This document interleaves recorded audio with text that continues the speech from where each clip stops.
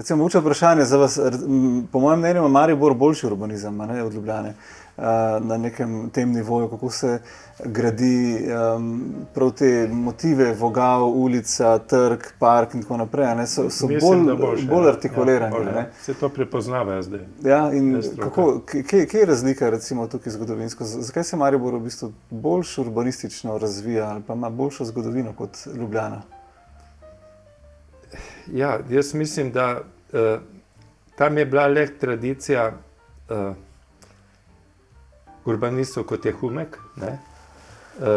Kot je bil potem Branko Kocmat, ne? To so bili močni urbanisti in so za sabo kljub vsemu pustili eno sled in tudi ZUM, to je Zavod za urbanizem za Maribor, kljub temu, da je šel na trg, je uspel nekako zadržati še eno kontrolo nad prostorom. Tam je bil kolega Reichenberg, nekaj časa, potem Lobnik. To so vse arhitekti, ki so sočasni urbanisti. V Ljubljani praktično urbanistov več ni, po funkciji, ne? Nimajo več te moči, so samo še arhitekti. Arhitekti, ki pa več ne gleda parcelo v neko kontekstu mesta, ampak samo še kot priložnost za svojo arhitekturo. Ali pa arhitekturo ampak tega naročnika. Ampak je tudi v to prisiljen, ne? Se dobiš parcelo in dobiš robne odmike. Se prisiljen, ker ni urbanista, ki bi mu narekoval, ne? Ki bi mu dal iztočnice. Če ni dirigenta, si predstavljaš en orkester. Ne? Tam so sami genialci, vsak po svoje igra, solist je genialc, ne? On bi žagal tam nekaj hodič, ne? Če ga on ne bi krotil, ne? Pa mu dal istočnico, zdaj pa, ne? A veš, mislim, tega ne je profesor glasbenik, ker to je že druga odlična metafora skozi glasbo na arhitekturo. Vse je glasba pa arhitektura, ne? To se fino povezuje, ker je že Goethe rekel, da je glasba zamrznjena, oziroma da je arhitektura zamrznjena glasba. Ne? Se mi zdi, da je zelo veliko sporednic, ki so ne, poglej, kako naprimer tamle, kljub vsemu, kaj je tamle VTC, ne? Černigoj naredi tisti zavoj. Ali pa naprimer Černigoj naredi ta dolgi ležeči nebotičnik tukaj, ne? Na Barju, ne? Ki je utežil, usmeril vstop v mesto. Ampak zdaj pa nastajajo tam eni odsvirčki zraven, glej, čist izven konteksta, brez vsega in nam razpada to v neko tamle, kaj zvem, eno čuprijo, ne? Ne vem, ne možeš razumeti, no. Pač rezultat tega so te ograje. Ne? Vsaka stavba danes ima ograjo okoli, je ograjena in točno potem se vidi, da v bistvu ni te misli, ki bi šla preko teh posameznih parcel, ampak pač vsaka parcela ima točno enake pogoje kot sosednja, ne? In se kot nek celični urbanizem razvija čist zase, brez povezave en z drugim, brez Ilirija, ne? Brez sobivanja. Vogal. No, Ilirija je pa najbolj imenitni vogal. Ne se ti se da popraviti, ker se da steklena fasada še spredaj. No, ampak dobro. Kaj se da popraviti Ilirijo? Steklena fasada še spredaj, ne? Da je potem noter stara Ilirija, je tako kot je robovodnjak v za stekleno fasado. Se mislim, da je bilo celo mišljeno po natečaju. Ja, natečaj je imel takrat eno drugo rešitev, bi bila konkavna, ne? In travnik se dvignil. Travnik bi se dvignil proti mestu, ne? Ampak oni so predvideli rušenje te originalne Ilirije, ne? Ki jo zdaj čuvamo, ampak ta, ki jo čuvamo, ni več originalna, ker je bila vmes zrušena, razen centralnega dela je bilo to vse zrušeno, pa nazaj zabetonirano, pa je samo pač rekonstruirana ta originalna masa, volumna, no? Ampak to, kar čuvamo, ni več originala, ne? In tukaj se mi zdi ta Ilirija kar problematičen objekt, s kakšnim razlogom se je to ohranjalo in na kakšen način se je potem dejansko to ohranjalo in kakšen rezultat mesto to prinaša s temi predimenzioniranimi nosilci na nepravem mestu. Povabila, nekako zapirajo ta prostor. Ko imaš taka orodja danes, včasih smo mogli na roko risati te perspektivne poglede, pa ne vem kaj. Danes imaš orodje, s katerim lahko skoraj otipljivo si predstaviš Ne? Dobesedno Ampak to sprehajaš se ampak lahko tu je skozi to. izguba te vrednote, da mestni vogal je neka najbolj eminentna arhitekturna naloga in urbanistična. Da to so te nodalne točke, ti se gibaš od enega vogala do drugega po teh nekih cestah in tako dalje. In tu bi mogel pa res človek dati nek napor. Ampak komu? Če ni nikogar, ki ima to pozicijo, da bi lahko on to sploh kontroliral, pa odločal o tem, ni. Ne? Tukaj še pri tej cukrarni oziroma poljanski lokaciji, ne, tam je bil natečaj izveden. Celo ta inštrumentni natečaj, ki je nekako najvišji, najbolj demokratičen, je bila dobra rešitev, ne, pa je to potem razen prenove stare cukrarne, ki je danes muzej, vse tisto drugo, zaradi česar je bil natečaj ni zgrajeno. To je upravni center občine in mesta in cele regije oziroma cele države bi tam mogel stati. Ampak to je, nažalost, ta natečaj ni bil pripeljan do konca. Samo tista češnja na torti, ki je bila cukrarna, samo to izgrajen, ne pa cela torta. Tukaj nastaja pa potem ta rešitev zdaj na Vogalu, ki je pa čisto nekje spet vrtičkarsko-urbanistična, se pravi. To govorita o tej, ki nastaja pred to, ob Poljanskim, pred garažno hišo. Ja. Neka škatla. Neka škatla. Pa še ona tabela, tabela namesto, tista pa je že zrasla. Namesto, da bi se tam vogal zaokrožil, da bi se priključil na slepo neka fasado. škatla. Lej. Tako da, lej, potem pa mi pravimo kompromis, ja, ampak pogajalcev nimamo. Pogajalci lahko takrat, ko imaš stroko, ko imaš strokovne argumente, kdo ti jih pa da? Vse, ko žel, praktično te funkcije ni imel, je ni mogel imeti. A veš, tako da... on se je skušal vzeti, se je tudi sam, ker je tukaj rekel, on je skušal, kolikor je lahko vzeti si jo, sam... Ker tako bom zelo nekaj paradoksalnega rekel, še najbolj konsistentno nastaja tam okoli Emonike, kot neko novo vzlišče visokih stolpov. Ampak glej, do nekaj konsistentno proti ostalmu, Veš, tam boš vsaj nek vogal nastavljen, nekaj, da ne rečem tamle, da je Braco Mušič z velikim naporom dosegel tiste nadvoze, ali podvoz, z neko elegantno, tanko konstrukcijo, nekih lokov, ki so se nadgradili z eno ograjo, neprosojno, rjavo, ki je barijera vizualna. Vizualna barijera. Ki zdaj ne boš sploh planin več videl ničesar. Mislim, ne moreš razumeti, da, a veš, ker kaj pa delamo arhitekti? Mi poskušamo razumeti, kaj je nekdo pred nami naredil, da bi ali nadaljeval njegovo misel, jo nadgradil, ali se je prilagodil, ampak malo je treba tudi malo študirati, Ja, ne vem. No, ampak tukaj, glej, se pravi za naše bodoče voditelje, nazaj funkcijo, če ni zavod javni, to bi bilo najlepše, ker če je javni zavod urbanistični, on v resnici ne podvrže pritiskom kapitala samo, se razumemo, vedno kapital gradi v mesta. Samo zdaj vprašanje, ali je kompromis samo, da v njemu vse popustiš, ali imaš ti neke strokovne argumente in takšen zavod jih lahko ima. In on je potem lahko pogajalc v tem. Se pravi, ali zavod, ali pa funkcijo mestnega arhitekta, kar pa mislim, da je mogoče zavod boljše. Premalo.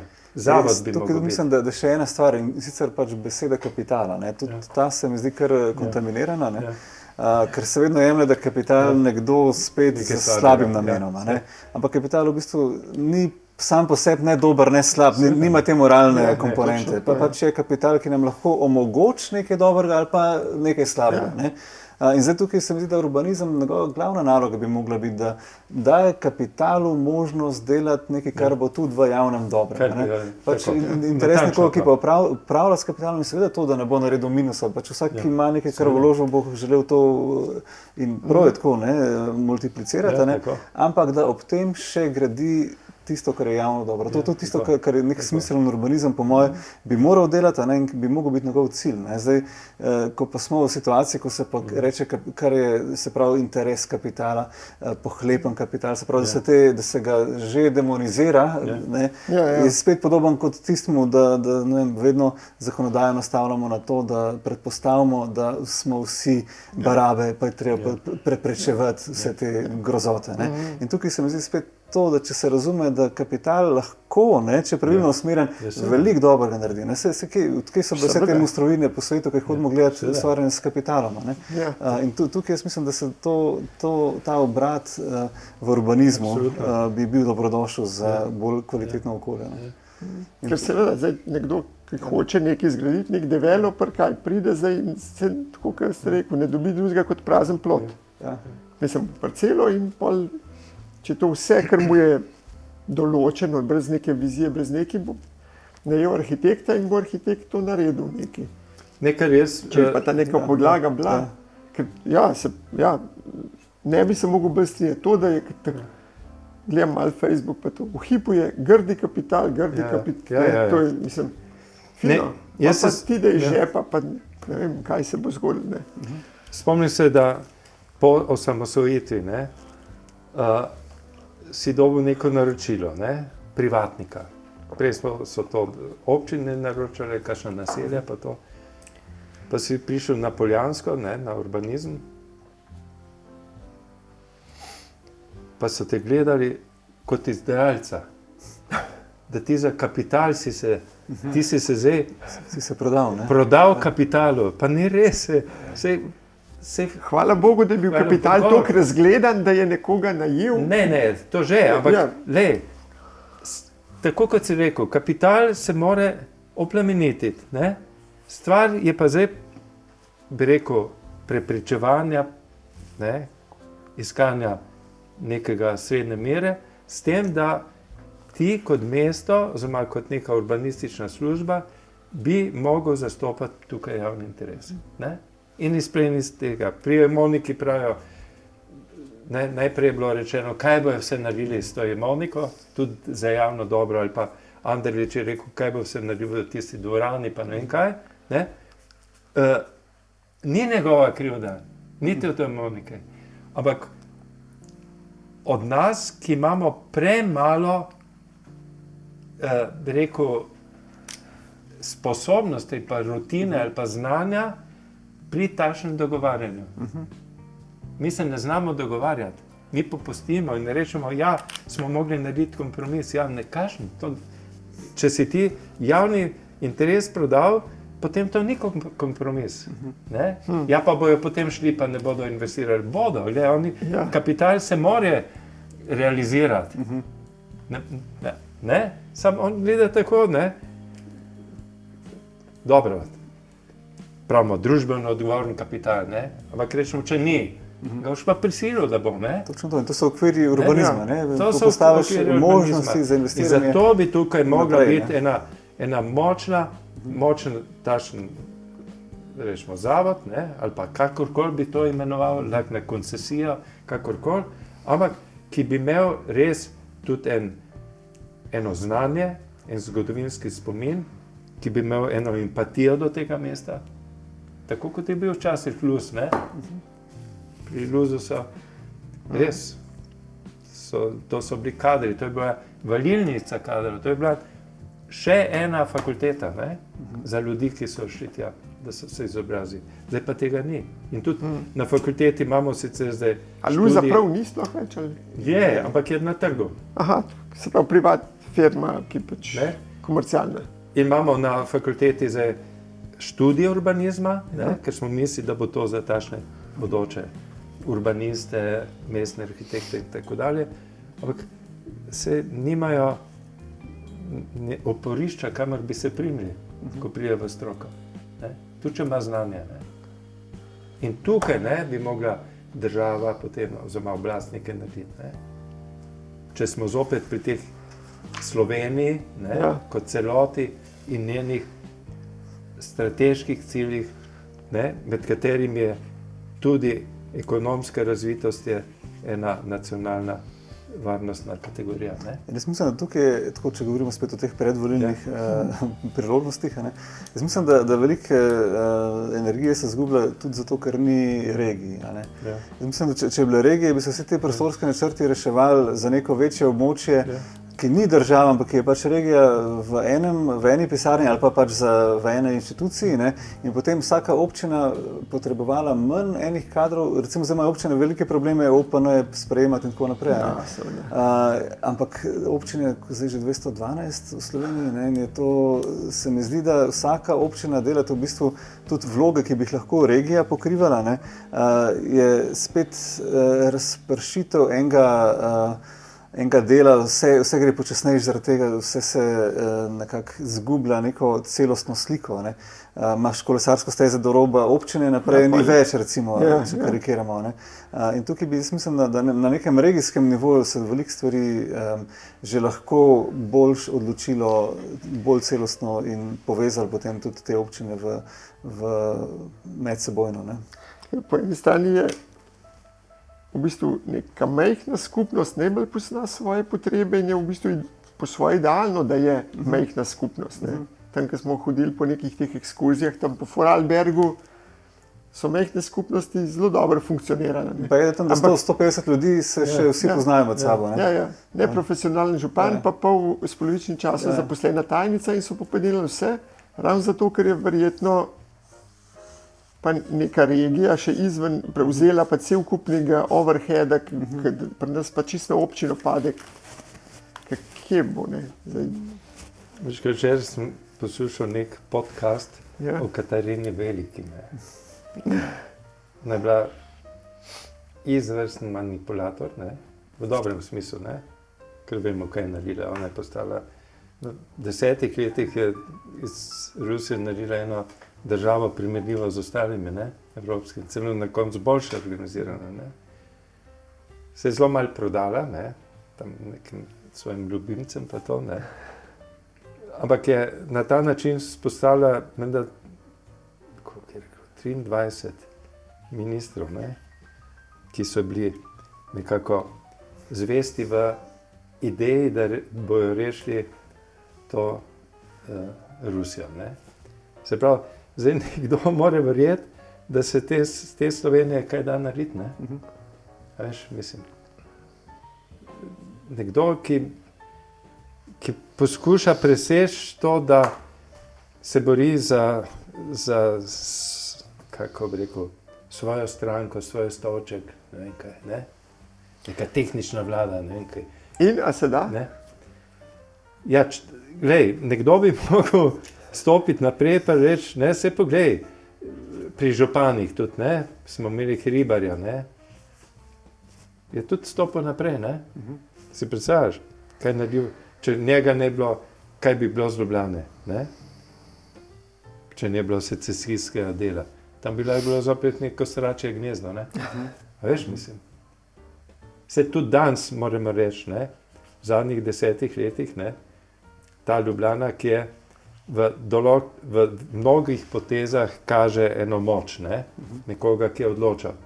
Ampak kot pravim, dosti stvari je pa ušlo zaradi teh slabih pogajalskih pozicij.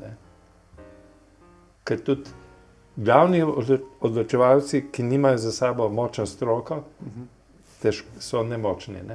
To se mi zdi. Tako je drugega ne rečem. Ja, jaz mislim, da, ko se vprašajo to mogoče, glede na te pretekle izkušnje, se zdi, da gremo na slabše, ampak v resnici se stalno izboljšujejo stvari. Jaz mislim, da če gledamo, kako danes živimo, ali pa kako so pred desetletji, stoletja, se stalno izboljšuje, ampak se mi zdi, ob tem izrekati kritiko je pa nujno, zato se stvari še izboljšujejo naprej. In jaz mislim, da pač kar bo lahko mogoče zelo koristno orodje je umetna inteligenca tudi na tem področju. Ker zdaj imamo veliko enih upravnih oziroma pravnih stvari, ki jih moramo zadostiti. In tukaj, da se arhitekt razobremeni tega, jaz mislim, da to lahko eno orodje, ki zelo veliko koristi. Ker pa same zadeve pač tudi vse niso same na sebi, kljub temu, da zahtevajo velikega angažmaja, da se te postopke spelje. Tako da tukaj jaz mislim, da je neka priložnost, da se te stvari optimizirajo v tem smislu, da pride spet ta neka kreativnost v ospredje, ker s tem... Mislim, da je to stvar optimizacije ali preprost na nekih področjih iti nazaj iz birokracije na malo bolj zdravo kmečko pamet. Jaz mislim, da kar sem do zdaj, pač vsakmu se zdi, ok, zdrava kmečka pamet je tista, ki je racionalna, pa nekako ve... Ker recimo vse to, kar je bilo zdaj povedano, se meni zdi, jaz temu rečem zdrava kmečka pamet, ki bo neke stvari naredila spet življenjske, tako kot smo prej v tej zakonodaji, tako kot je bilo prej krasno narisan, kako Slovenijo koherentno skupaj obdržati. Tako kot smo o prometu govorili, to se mi zdijo, ampak meni se zdi, da se po drugi strani se pa streljamo od koleno sami sebe, od zakonodaje do, ne vem, zdaj sem zvedel, ker smo leteli iz hrvaškega, iz zagrebškega letališča, Hrvati so, menda, ne vem pa, če je to res, ampak tako sem slišal, Hrvatom so ta novo stavbo letališko zgradili Francozi, Hrvati so jim dali to na 30 let, nekar je njihova. Mi smo Brnik pa prodali. Pa Hrvati kupujejo slovenske predelovalno industrijo. Rekli smo o cestah. Mi smo se po prsih trgali, da smo jih sami zgradili. Sam v hipu, ki priješ čez mejo, ali padeš na Osko, ali pa v gužvo. Tako se mi zdi, da toliko enih zamujenih prilik, po drugi strani pa nočem se sprijazniti s tem, da bom rekel, vse je izgubljeno. In recimo temu je... Vse ni. Kaj? Vse ni vse izgubljeno. Jaz tudi mislim, da ni, ampak... Atomizirano je vse, ne? Kaj? Atomizirano. Ja, no. Ti rečeš, bomo naredili, se spomnim, smo en načrt delali, kako iz Kopra pa do Sečovl narediti eno peš, kolesarsko promenado, Ja, potem se je izkazalo, da se ne da, ker vsaka občinska je tam imela svoje interese in ni šanse, da boš to naredil. Ja. Pa potem že potegnete ne moreš čist, potem pa oprema vsaka lokalna skupnost, že krajevna skupnost bi imela drugačne opremo, In tako se pravi, da spomnim se, da smo delali eno nalogo, se je imenovala Tiger, pa ne, niti ne, eno drugo, za vse istrske občine, se pravi hrvaške in za slovenske, smo delali en takšen prostorski načrt. In mi smo na fakulteti pripravljene predloge, kako bi se uredilo podeželje, kako bi se uredili, rečemo, tele mala meseca, trgi, rečemo, potem te nasadi in tako dalje, hoteli. In sem šel tja pripovedovati ta naš koncept v Pulo, In se pelje skozi to Istro in vidiš, da je tam vse narejeno, Tam je vse narejeno, tam je vse urejeno. Deloma so sami naredili, deloma so jih prisilili novi lastniki, hotelov, ki niso Hrvati, pa so zahtevali neko dvig norme. Ampak podeželje je fantastično urejeno, vsi trgi so tlakovani, obale so urejene, pri nas je pa eno sračje gnezdo, Ni ene nove arhitekture, ki bi jo kot arhitekt pokazal, ker so vse neke pola kuće, pola žene, nekaj čudnega, Ni, kaj bi rekel, ni ene smelosti, To se zelo strinjam. Razmišljati na veliko, to je tukaj nam zmanjka, se mi zdi. Tudi recimo, ne vem, če mogoče gremo spet k javnemu prometu, ko smo že prej govorili, razmišljati o tem, da bi lahko naredili nek javni promet, pa mogoče, ne vem, tudi razmišljati o podzemni železnici. Vsaj, se vem, da so neki plani bili že tudi narejeni, ampak imeti neko vizijo zdaj tukaj, pa ali je to podzemna, ali so to lahka železnica, ali je to metro oziroma tramvaj, ampak v bistvu nič ni na mizi zares. Vsaka stvar je izgovor, da je pač Ljubljana premajhna ali pa Slovenija premajhna. Ampak Slovenija ni več premajhna, saj to je pa tako majhna, da jo lahko obravnavaš kot velemesto in ni nobenega problema, da ti to teče po monorailu in pred mestom pride na zemljo in pol ponikne in potlej spet ven in gor. Če bi bilo treba, pa je lahko to vse ena špura. Ker postajamo cokla na tem 5. pa 10. koridorju, ker tu se začnejo stvari ustavljati, bi ti rekel, pravzaprav je to evropski problem. Lahko mogoče dobimo sredstva. Mene sosed je veleposlanik v Ameriki in je enkrat prišel prav razburjen v Slovenijo in je rekel, veš, se je delil denar za povezave hitre železnice med evropskimi metropolami. Vsi so bili tam. Rečeno je bilo, da imamo dost šanse Slovenci, da bi lahko dobili sredstva za povezavo Trst, Ljubljana, Zagreb, pa dol. Pa naših ni bilo. Pa so dobili Hrvati za povezavo Zagreb, Beograd. Naših ni bilo. Ni. Kaj bi rekel? Ni te dimenzije razmišljanja, Ni. Veš? Jaz se spomnim, sem imel neko razstavo o mostovih, v Pragi, leta nazaj, in je bil tam enkrat naš veleposlanik. Sem rekel, kako pa, kaj z gospodarstvom sodelujete pa prav. Ti je rekel, jaz nobenega ne poznam. Tam je imel eno kuharico, ki je vampe kuhala tam. Veš, tist drobno, mislim, nimamo kariernih politikov, Veš, ti kariernih diplomatov, mislim, Veš, karierni diplomat je, končno to je neka tudi izobrazba, da ne rečem tradicija pa ne vem kaj, Ti nekoga kar potegneš pa rečeš, ta je moj, kdo od mojih bi, a bi ti šel, prav jaz ne morem, veš, žena ne pusti pa ne vem kaj, Veš? Veš, neka Avstro-Ogrska je bila tudi neka imperialna država in tam, če so rekli inženirju, da mora iti v Bosno iz Dunaja, pa je mogo iti, ker je bilo to v nacionalnem interesu.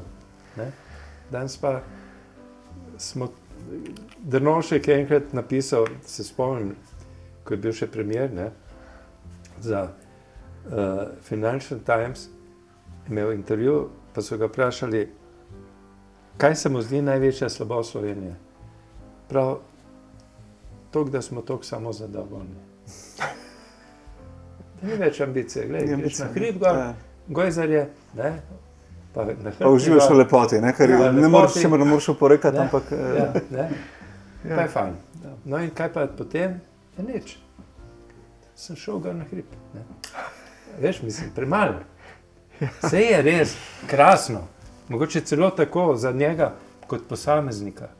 Ampak smo mravlišče, To mravlišče mora preživeti, ne more vse mravlje biti samo matice, Ja.